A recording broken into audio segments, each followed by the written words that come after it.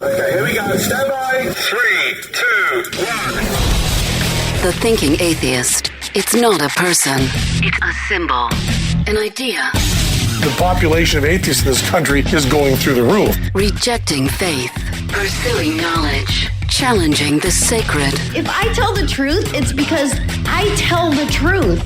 Not because I put my hand on a book and made a wish. And working together for a more rational world. Take the risk of thinking for yourself. Much more happiness, truth, beauty, and wisdom will come to you that way. Assume nothing. Question everything. And start thinking. This is the Thinking Atheist Podcast. Hosted by Seth Andrews.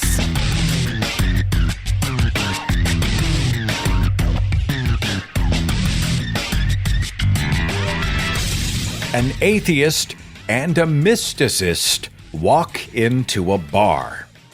Sounds like the setup of a joke, right? Where's the punchline, or where's this story gonna go? Well, it's not a joke. It's actually going to happen. Today is not a bar, it's a podcast, but my special guest, Andrew Jasko, is a self-described mysticist, and he counsels people who are coming out of fundamental faiths like Christianity with hell theology and original sin dogma and all the damage that those teachings so often do to people. And in that way, he and I really line up. We're very concerned about how fundy faiths are screwing up the world and really harming people. And for that reason, I think the first 10, 15 minutes of this interview today, conversation today, is going to really be about our shared mission to try to help rescue people, to tell them, you don't have to believe this crap, it's harmful and it's stupid, and you don't need it. And he and I are very much on the same team. We're allies in that way, and I'm so thankful for that. And then I want to get into mysticism. Now, this is where he and I diverge, obviously, but I'm curious about it. You know, he is, I think this is fair to say, I'm not putting words in his mouth when I say that he is a mysticist who believes that consciousness might be able to leave the physical body and connect in meaningful ways with life, the universe, and everything.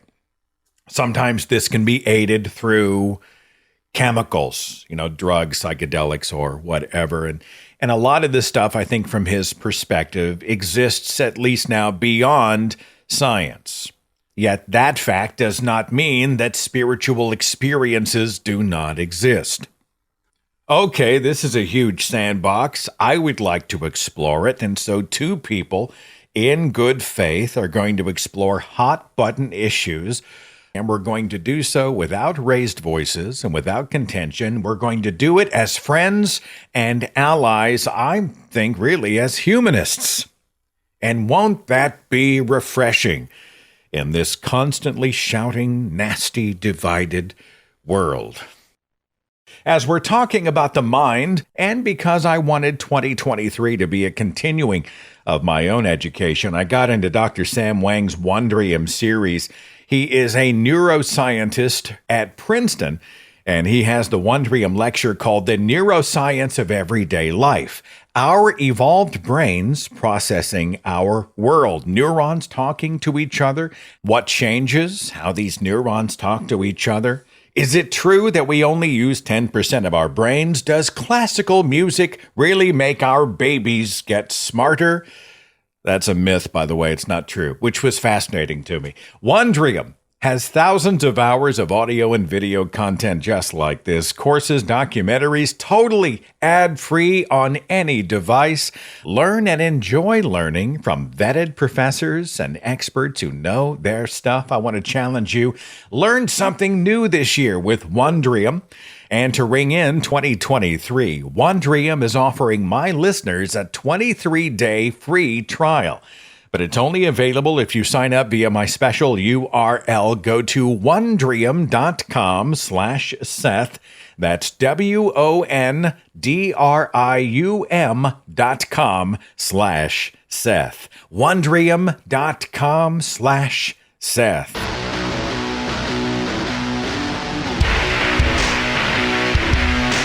I was a featured speaker at an event in 2022. I had kind of a controversial moment. I gave a a speech that went hard at Christianity as a blood cult. And the response was mixed. But I'll tell you more than that. This was an event that was not an atheist conference, a free thought conference, etc. It was kind of a meeting of minds, a cross-cultural thing where we saw people from all walks of life and all perspectives coming together to talk about death, grief, and belief. And it included, would I call you a spiritualist? I've got Andrew Jasko, who is someone that I met at the event, and we became friends, had dinner together. It was an amazing time. But how would I introduce you, man? Yeah, I get called a lot of things. So you can call me a spiritualist or a mystic or something like striving to integrate humanism and mysticism. And so I work with like psychedelics and meditation, and I'm interested in things of that nature, but also am a very heavy-handed, some might say, critic of fundamentalist Christianity. So I really enjoyed the blood cult stuff, and I think we can take that up a notch too. Well, I noticed you didn't walk out. I always think that's nice. If I do a speech and people don't leave, that's a good sign. I think it's a good sign when people do walk out. Actually, you should sort of count those as like you remember the altar call numbers. It's sort of the same thing. All right. Well, I'm just going to play my cards up front. Now, I don't do debate shows. I'm a conversationalist and storyteller. There are plenty of debate shows out there where you see two people go head to head. You need to meet the burden of proof, damn it. And someone else comes back with their counter or counter apologetic or whatever. And when you say things like mysticism, I'll just tell you up front, there are a lot of people in this audience already rolling their eyes. Holy shit, it's going to be a woo fest. And I would not be doing my due diligence as a host if occasionally I don't kind of poke back at that and try to go a little deeper. Is that fair? I mean, totally. Okay. And I get it. Like, I resonate with your audience. In fact, a part of me sits in the background of my personality and mocks me a little bit. What I'm saying is I relate to that because I have been a skeptic as well, and I was really annoyed and triggered by people such as myself. I just found that working with psychedelics and meditation and other things to be really, really healing and transformational and change my thinking. But I'm not really, that interested in debating. I mean, not to say it's not a valuable thing, but, people can dissect me and criticize me and have fun on that. But I figure it would also be fun to just dive into the fundamentalism stuff. Yeah. Well, I hope nothing I say comes off as making fun. I'm not here to make fun of you. I always have that line that, whenever possible, people get respect, but ideas have to earn it. It's like Christianity. I really go after the dogma and the scriptures and the culture sometimes, especially the more dogmatic, fundy culture. But I also my life is populated with Christians who are lovely people. And a lot of folks have a hard time understanding how I reconcile those two. They think it's hypocritical. But I mean, you see that difference between going after the person and challenging the ideas. That's fair, isn't it? Yeah, absolutely. And Seth, I really appreciate the way that you approach that. I've seen you talk with people and really attempt to bring in a lot of compassion and empathy and understanding. But like, I've been out there in the online space and, people can pick me apart or whatever and have fun with it. I don't really mind that much. But like I said, this whole mysticism kind of stuff, like I also dissect a lot of people in the space too. And like, I find a lot of the same stuff going on in all kinds of spaces as well. Well, where does the fire in your belly about fundamentalism come from? Were you a former Christian, or have you seen abuse in the faith? So I was a minister. And what kind of minister? I was a Pentecostal Assemblies of God minister and also a Presbyterian minister. So my father is a Pentecostal Assemblies of God minister, and I was raised in that church. Right after I was born, I was taken directly from the hospital to the church altar to be devoted to service to God. So that church is now like 1,000 members strong. And I did the whole 9 yards of going to church constantly, being extremely fundamentalist, felt called to be a missionary to India, went there on several trips, got a Master of Divinity at Princeton Seminary, and did the whole thing before it all came crashing down. Princeton? Yeah, yeah. I'm sure that was on a business card and a resume, and I'm just saying, if I was in the faith, I'd be leading with that foot. Well, you know what though, they're to a lot of people they're liberal, even though they're not. They're more like they kind of welcome everyone, but so that might be something to hold against me. I see. Yeah. Y'all are watered down. Yeah. Oh, yeah. Y'all are watered down. We're the ones that Jesus spits out of his mouth. I don't think at Princeton they use the word y'all, but I'm just going to throw it out just because I'm an Oklahoman. Well, there are some Southerners there. But that's a weird segue because the Pentecostal church is an extremely experiential, high energy, high emotion thing into you pinball over here to the Presbyterians. How's that happen? Well, so while I was at seminary, I had a crisis. I call it a rude awakening, which was I began to see how my faith was causing me mental health issues. Initially, it was just mental health issues, and I was desperate to get better. But then as I started working on myself and working on healing and therapy, I started to realize like all this fear, guilt, and shame and sexual self-hatred and repression, this is coming from the Bible and my version of Christianity. And so that led to me questioning it more on an intellectual level, just that psychological experience.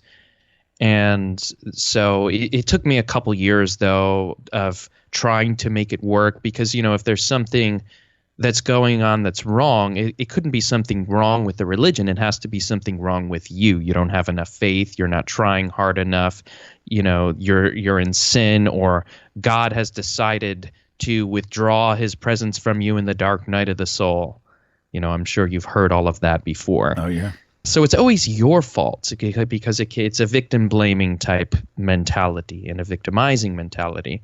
So I ended up trying harder and trying out more progressive, more open versions of Christianity.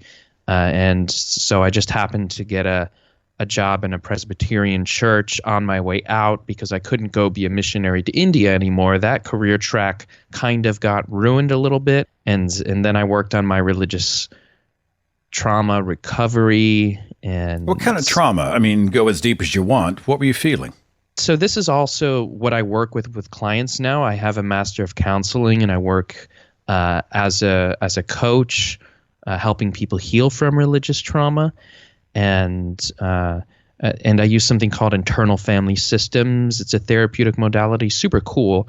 But as far as the ways in which it impacted me, they were vast. I would say, I've always had tendencies towards anxiety spectrum issues, and those were just amplified to the maximum by Christianity. I remember when I was 5 years old watching Heaven's Gates, Hell's Flames. Have you seen that play? Oh, yeah. I think classic, there may be right? maybe even a movie version of it, and it's total fear porn. Yeah. I mean, so I remember watching that play and hearing I could die at any moment and end up in hell, all the time. It's just being reinforced every Sunday. The most unimaginably horrible fear and experience that you could possibly imagine is hell, right? I mean, it's literally the maximized ideological version of fear, amplified to the max, infinity. And I would say the most evil, sadistic idea that's possible as well. So we were being taught that as kids, no big deal. And I remember as a 5-year-old, sitting in my bed, just obsessively, compulsively praying the sinner's prayer and being terrified that I might fall asleep and lose consciousness and end up in hell because I hadn't confessed some sin. And, so then I got insomnia out of that and developed a kind of a little bit of OCD around religious fear and confession of sin and around religious rituals that are prescribed by the system to stave off this anxiety that they create. And so you have an obsessive compulsive type, addictive type cycle that's created there as well. But really the fear and the shame, I mean, from teachings like original sin, that you're basically evil, that you can't trust yourself, you can't trust your intuition, your heart, that you're wicked and depraved. It's like a constant beatdown, a psychological beatdown. It's like the church told you were sick and then said, by the way, we're selling the cure. Exactly. I don't struggle with OCD, but I, in my own life, remember as a young person, I was always whispering the prayer of forgiveness under my breath. Is it that kind of thing? Dear Lord, please cleanse me. I'm sorry I had a wicked thought kind of thing? Yeah, exactly. And hell trauma is a big thing. It's a big thing that people deal with, especially when they're in the process of leaving, but often for years or even decades after they've left fundamentalism, because it's such a root level fear. And I mean, people will have flashbacks or these kind of images of burning in hell, or these nightmares and a disabling level of panic sometimes. There's the guilt and the shame. There's it's a total identity system. The indoctrination is total. It claims allegiance in every single area of life: your community, your thought life, your emotional life, your sexuality, your career. It really aims to be a very, very total level of commitment and, I would say, control. So to that extent, people often lose their identities, or there's a kind of a religious ego that's developed, So often when people leave, or just people that I work with, or including myself, there's an experience of I don't even know who I am anymore, because there was no me apart from this religious identity thing. So I feel like I have to start all over and find myself again. You just used the word total. And I would encourage everybody in this audience to Google totalism. There's an interesting concept that happens. What cults do is they erase the self. They erase the identity of individuals so that your identity becomes the group. You think that's a fair definition of cults or even fundamentalist religions? Die to self, live for him, her, or it. Yeah, and you can even call it like a spiritual possession if we want to get spooky with it. It's like the Holy Spirit is like demonically possessing you or something. Your body is not your own. You were bought with a price. You're a temple of the Holy Spirit, and your sexuality is not your own. Your mind is not your own. God's always policing your thoughts and searching you for any unclean or unworthy way. It's like a surveillance kind of thing that we internalize. So I would say it's funny. It's very dark, really. It's very dark. In fact, it's in some ways even diabolical. And I have an article I've written on that called "Is Evangelical Christianity's God the Devil?" Where it's kind of like what we might expect a devilish being to be if one were to exist is kind of what I would say we see in a lot of ways with this fundamentalist version of God. If you read the Bible, who did the most damage? Like body count, cities destroyed, torture enacted, who did the human sacrifice time and again? It's like, well, actually, Satan was just the guy who said he's not going to live under tyranny. He's the original critical thinker. Yeah. Oh, that's controversial. If I was a devout Christian and I'd heard you or me even say that, I'd have flipped out. Oh, my God, I can't believe somebody just said that Satan might have been the good guy in the story, kind of deal. Can I ask you this? And by the way, if you are still with me, you are seeing an example of two people who disagree on spiritual matters, who align in terms of our values, and who are fighting to help protect people from damaging fundamentalism. You and I, Andrew, are proof that it can be done, right? In your counseling, do you integrate the spirits? I don't know how else to say it, brother. I mean, does it become a spiritual practice for you? So, I mean, we probably disagree on sort of like ontology and epistemology in certain ways, like what can be said about some of these experiences and whether they correspond to objective realities outside of the mind. But I'd say we probably, I would guess that we don't disagree that, people do have some experiences that are hard to explain that can be healing and that can be useful. And that's very carefully worded, Andrew. I understand it, but if we're talking about like the word experiential or experience, personal experience, does that become problematic because everybody's subjective brain produces stories of different experiences that exist beyond scientific testing? I mean, how do you approach, if someone says, well, I experienced this, do you receive that and say, well, it's real or it was real for you? What's your approach as a counselor? Yeah, I mean, so as someone, who's holding that kind of a space, I do my best to not impose my own belief system on someone else. So I'm very careful about that. I work with atheists, I work with Christians, I work with people everywhere on the spectrum. And you kind of meet them where they are. Yeah, exactly. And I try to work within that worldview, so I'm not going to bring in any kind of a spiritual anything. If someone says I'm a humanist secularist, so like, great. So let's work with that, like, creating your own sense of meaning and within that worldview and humanism. But honestly, usually it's people bringing them to me and knowing that I'm someone who talks about these kinds of experiences.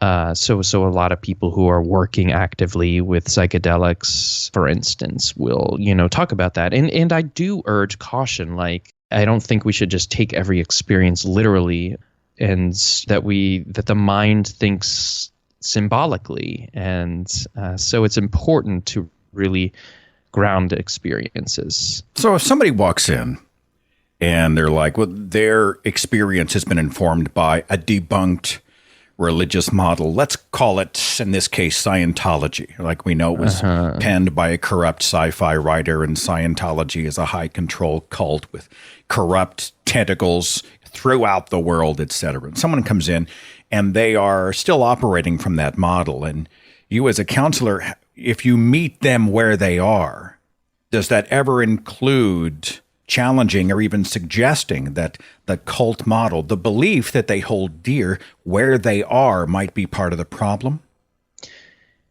Yeah. So, I haven't really. Well, I let me think here. No, I mean, I'm very vocal about where, my position is, and it's all out there in terms of my writings and different things that I've spoken on.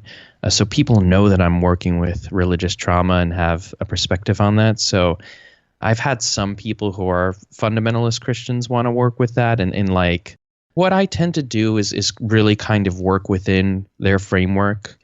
And if there's something that's problematic, I will kind of see if there's a space they can occupy that's somewhere within their framework where they can have a little more leeway with that. Okay, well, I'm not trying to be that guy, but I'm going to be that guy. You and Go I ahead. just spent 10 minutes talking about fundamentalism and the harm it does. It does harm, right? Absolutely. I think you said diabolical. Somebody walks into your counseling session and they hold to a diabolical model, Right. which likely is harming them. Absolutely. So you, in the cause of helping them to be released from these maladaptive ideas, do you ever go in and say, this is harming you? I'm thinking in my frame of reference, I've worked with some Christians who are kind of like deconstructing but wanting to still be Christians. And so I will suggest things like, there are multiple interpretations of the Bible, and it has, different ideas that might contradict each other. And some Christians believe that. But I really I'm always curious about what they can be receptive to, and in a therapeutic relationship, trust is everything. So to keep them from being attacked, it's more of a Socratic thing. Like it's really important that you're not coming off as someone who's aggressive or threatening to something that they hold dear, because then they won't trust you. Then their protective mechanisms will shut you out. Well, I'm not suggesting you would pound them over the head and say, this is the stupidest and most harmful stuff I've ever heard. Yeah. Well, why would you believe it? Yeah, well, you would instead, though. I might. I might. If it's something that's like really, really clear and really abusive, I have when people have talked about their ideas about hell. So I'm not, I will take a stand on certain things. But I guess what I'm saying is I'm very careful, and for me, that trust really is everything in a therapeutic setting. And it's kind of like, even if you say something that's right, and if it turns them off, then what's the point in that setting? We've talked a lot about the psychology of belief and how the amygdala fires up when people have a belief linked to identity and someone challenges or attacks that. And then, not only do they not bend, but they double down. And I understand that. And I also understand the utility of asking questions or encouraging curiosity. This is something that you might explore the morality of, or the history of, or the validity of. I mean, I get that. Yeah, no. So I do ask some of those kinds of questions. I guess I have yet to have someone in my practice who's like a staunch fundamentalist and is like, I think I probably repel those claims. Well, yeah, it's a friendly audience, right? If they know you, if they've done the background on you, they kind of know your thing. Yeah. I mean, I get that. Yeah. You've talked about psychedelics quite a bit. Can we talk about psychedelics? Yeah, Are you good want with to that? talk about psychedelics? I've never done them. I'm interested in them. So what does that do for you?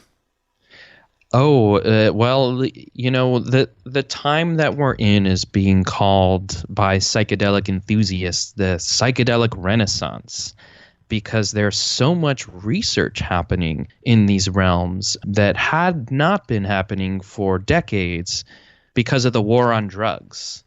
So now that's really, really been revved up, and right now both psilocybin comes from mushrooms, and MDMA are in phase 3 clinical trials in the US for treatment of major depressive disorder for mushrooms and for treatment-resistant PTSD for the MDMA. And they're being researched for a whole host of mental health issues and also for treating drug addiction. There's just a huge range of potential benefit for these medicines. Well, I mean, talk to me over coffee, though. I mean, you take a shroom. And good for anybody who does psychedelics. I mean, honestly, I can see the appeal if you wanted to go and have that sort of euphoric, ethereal, out-of-body kind of a dream, fever dream, or whatever you want to call it. I mean, you want to feel like you're flying, or there's a kaleidoscope of color that's dancing around you, or whatever. I mean, whatever. I think that's amazing. What happens with you? I mean, I'm not trying to peer in your windows, but you take a shroom.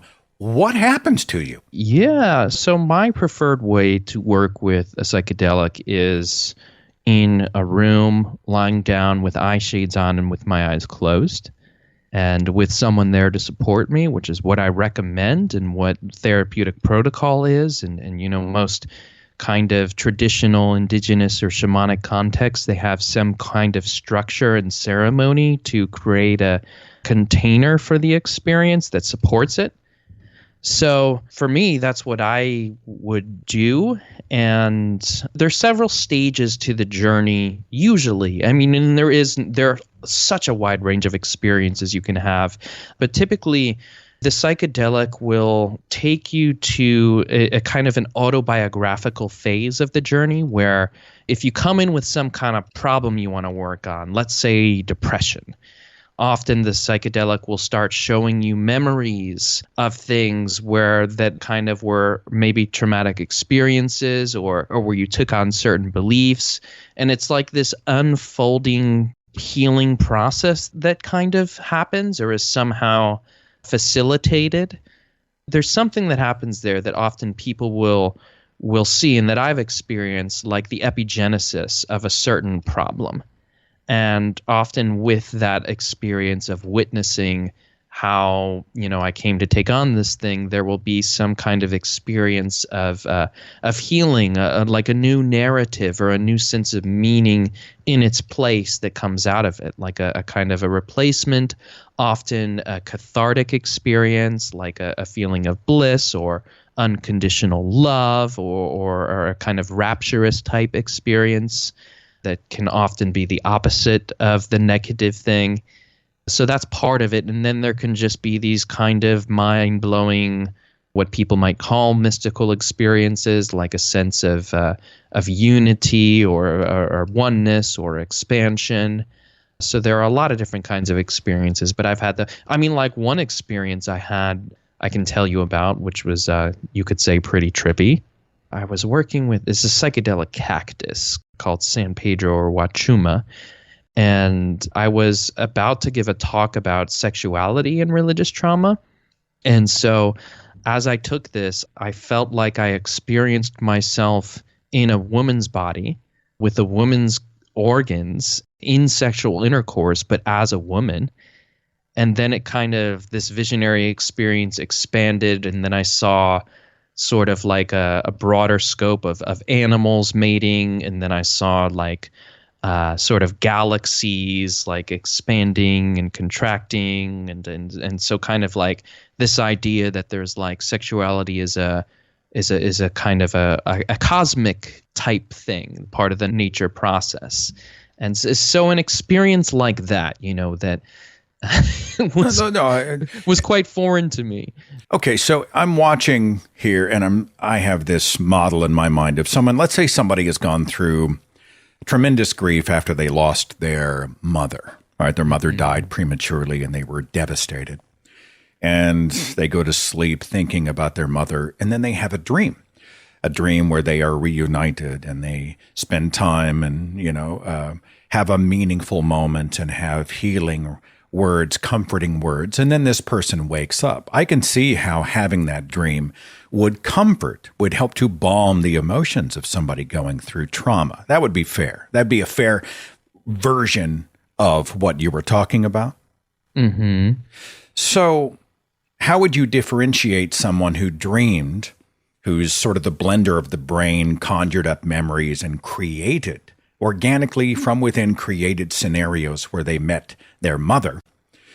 How would you differentiate between that and somebody who had gone on an actual spiritual journey to another plane and spoken to their actual mother? So I'll tell you that people often think that that's happening. Whether that's happening or not, or in any given circumstance, I don't know. Well, therein lies my problem. If I hear someone tell me an emphatic story and they know it because they know it and they feel it because they felt it, I have no way of knowing that this isn't just, it's like psychedelics. Sure. If you go in and goose the chemicals in your brain, and then you take a cosmic trip, how do you know that you're not just goosing the chemicals in your brain? Well, I would say some of it has to do with the nature of the experience, and the content that's experienced is so organized and foreign and vivid. Not to say it's always this way, but I think a lot of people, and myself included, start to wonder, like, where is all this stuff coming from? And like, these are not things that I've been exposed to or experienced before, and that seem to be meaningful and seem to be experiences about the universe and the nature of reality, and like on just all of these things are happening in these states, and why are they happening, and what does that mean? So it seems to me, in the very least, that there's some kind of organized experience that it's hard for me to explain it through a kind of a hallucination model alone, which is to say that this is sort of like your brain on drugs is creating these dreamlike or somehow fabricated or entirely fabricated experiences because of the level of coherence and meaning and vividness. And it's almost like another sense is being activated, like you're seeing with your like another set of eyes. Oh, shit. I thought you were going to say third eye. And No, I was going to no. have to end the call. You No, I'm were just gonna kidding. have to- that would be the. that would be it. I'm sorry, That's the line. I'm sorry. I interrupted Get him your outta thought. here. I interrupted your thought. That's my Get fault. him out of It's here. my fault. But I'm saying that level of kind of coherence, it just seems like there's something else going on, So you can argue with me on what that is, and I think that's what people are trying to do right now. And there's a lot of literature about psychedelics and a lot of people who have written better things than I'm going to say about these subjects.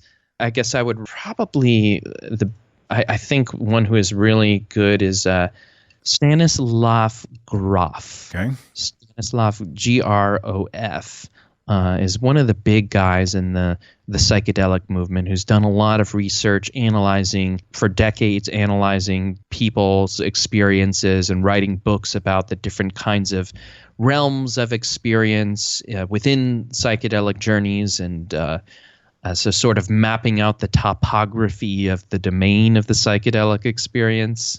And what happens too is people will have these experiences of what Carl Jung called archetypes, which are like certain kinds of images or symbols or seeing things that appear to be deities. And he made sense of that by positing a collective unconscious, by saying like, well, it seems like people are having experiences of things that they've never seen and that are too clear and coherent to be just generated as like a hallucination in a kind of random way. Maybe these are things that are in our collective evolutionary memory that we've inherited and that we sort of experience in that way. So he tried to keep it more within a humanistic way in that way, although he also got involved in that stuff. I mean, I could, if I was being that guy, and I will be someone who says, all right, so a species with similarly evolved brains happen to see specific kinds of things that, occasionally correlates, and they happen to have sharp edges, right? They're clear and they're colorful and they seem so real.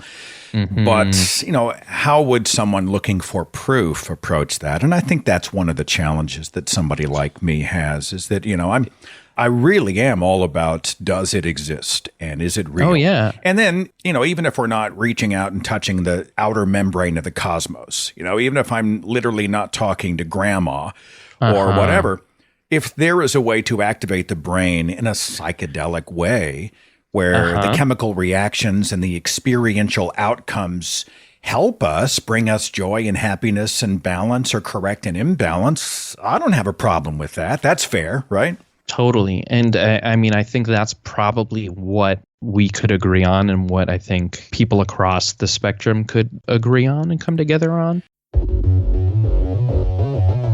I've got more questions. He may have more questions. I'll continue with my special guest, Mysticist Andrew Jasko, next.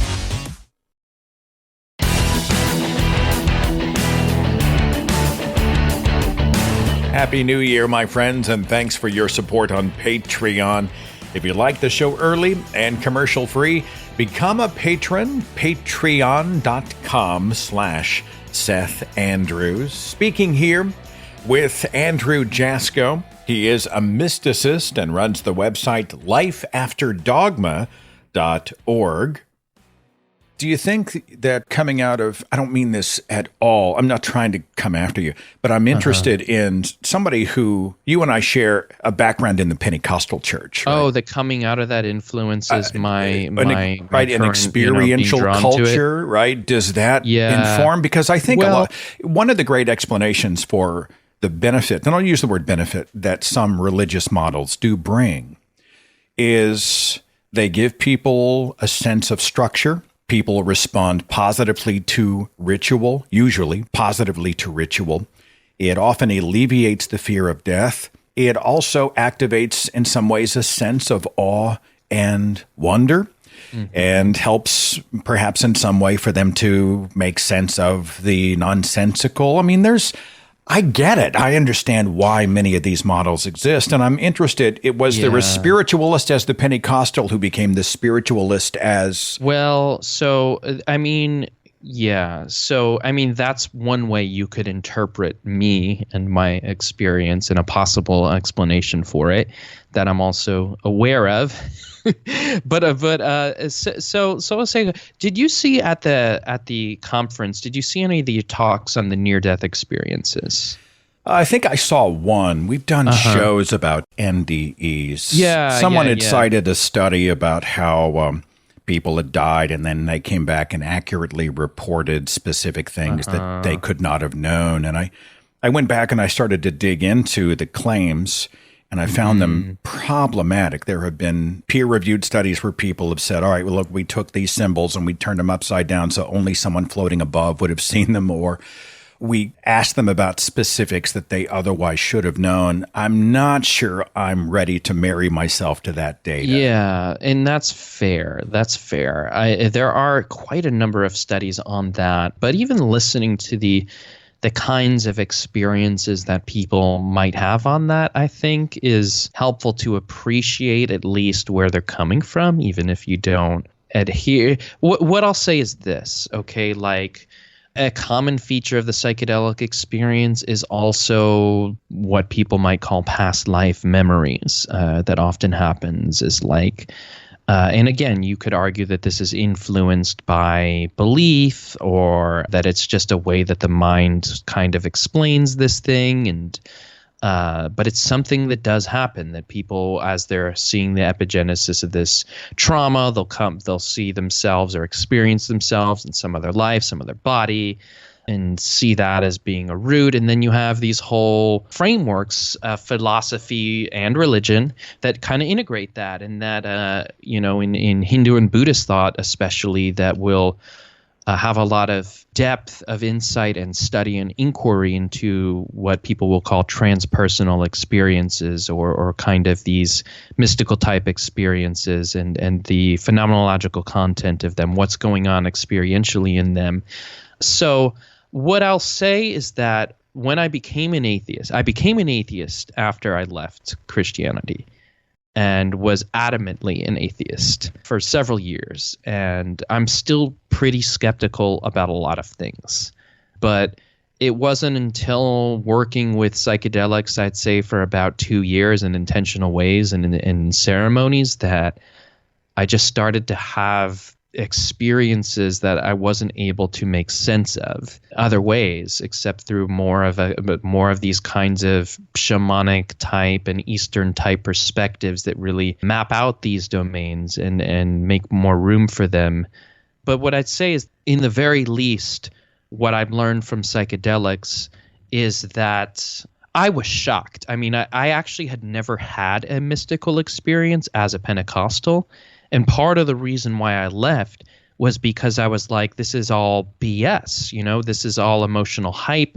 I could never tell whether it was, is this God or is this just a voice in my head, my internalization of God and the emotional preaching.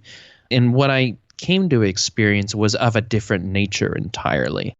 And so what I learned is that a lot of religious type experiences are things that we can actually have and reproducibly. And again, like what you make of those and your paradigm and perspective of that is one thing.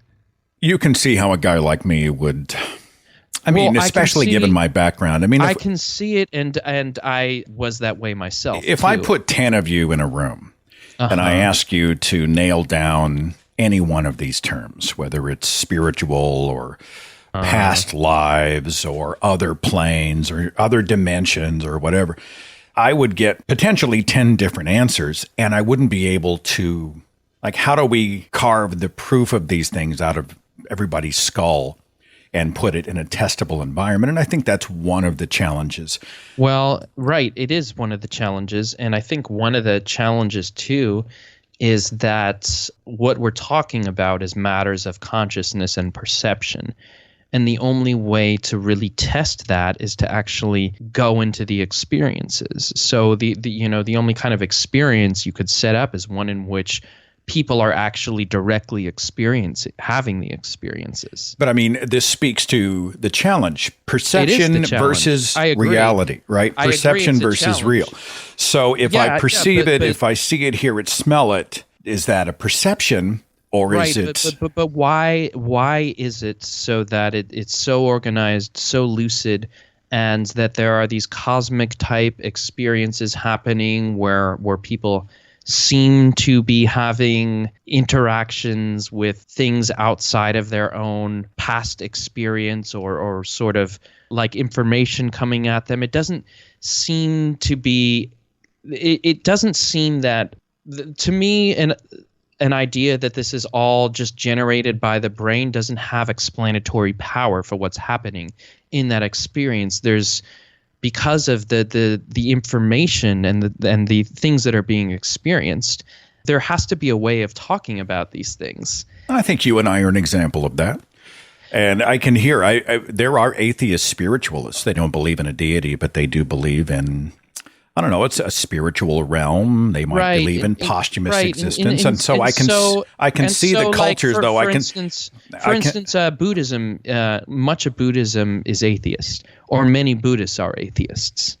Hell, if I was anything, I'd be a Buddhist. Right. But in their worldview, they would often, in much of Buddhism, or probably most of it, would see these kinds of realms of consciousness as having some kind of more fundamental existence than, say, a philosophical materialist paradigm would say, which is that consciousness is an epiphenomenon that arises out of matter, that's generated out of matter.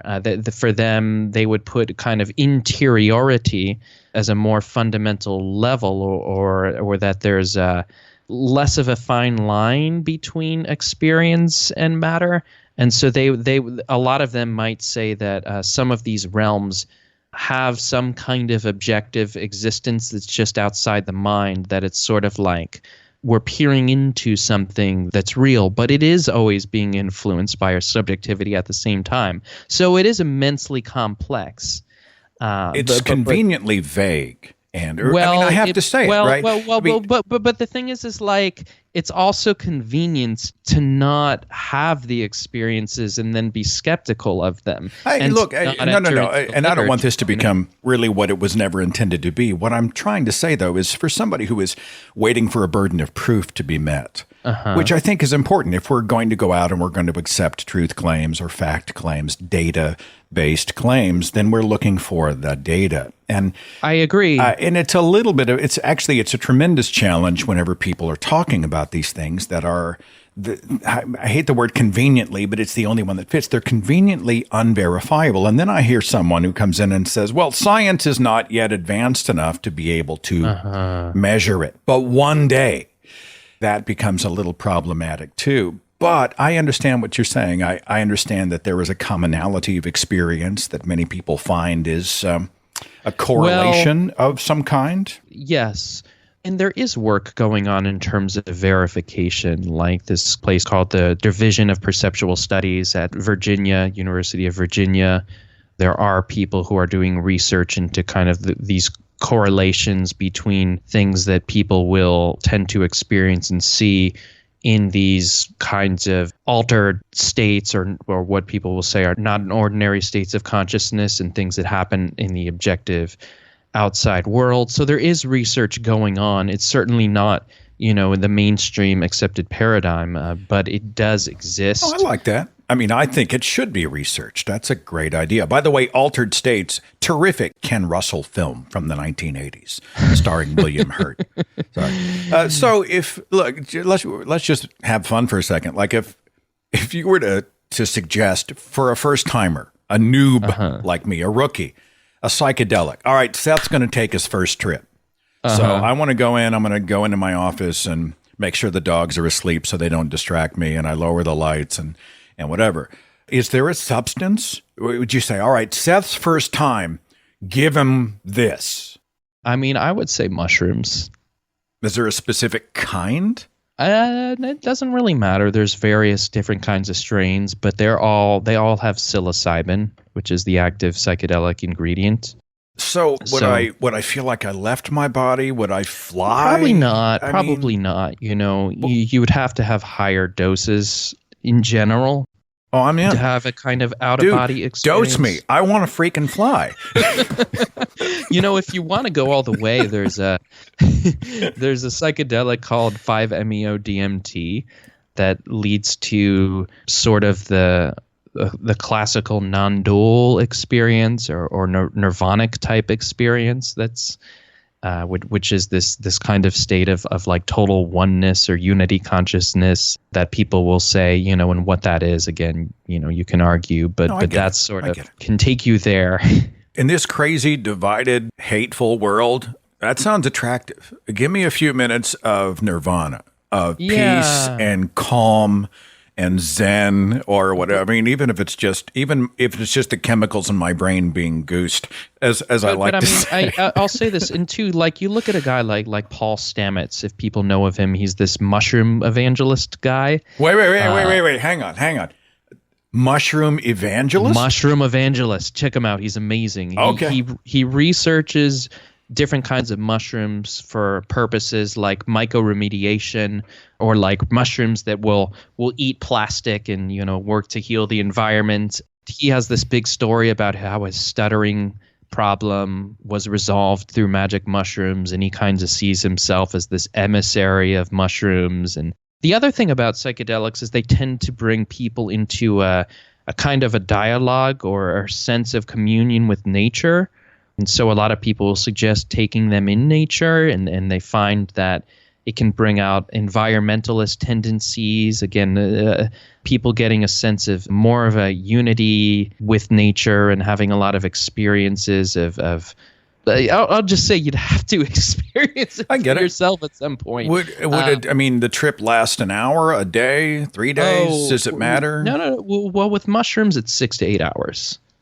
Do you ever do this as a group? Do you ever do this as? Yeah. So there are ceremonies. I think that's the an-ideal ways. So depending on the medicine, mushrooms tends to be a more solo experience, but there are practitioners who are often trained by shamans in South America. They have apprenticeships where they'll often require, for a lot of shamans, like 9-10 years of working with these medicines and exploring these different states, and then learning how to work with people in that tradition. And a lot of that just has to do with methodology and learning how to help people navigate these kinds of experiences. So yeah, there's ayahuasca ceremonies, which is another big psychedelic. There's these different mescaline-based cactus ceremonies. There's that 5-MeO-DMT, which is more like an hour. So there are a lot of different things. Like I'm not going to wake up naked at the zoo or anything like that if I do one of these trips. If you did, would that be the worst thing? Oh yeah. That's when it's been a good run. It's been a good journey when you wake up naked. Yeah, but I mean, if you're gonna do this kind of thing, I would definitely recommend doing it with a facilitator. Somebody who can lock the doors and make sure that you don't end up on TikTok. That kind of thing. That's the recommendation. Andrew Jasko, would I call you a shaman?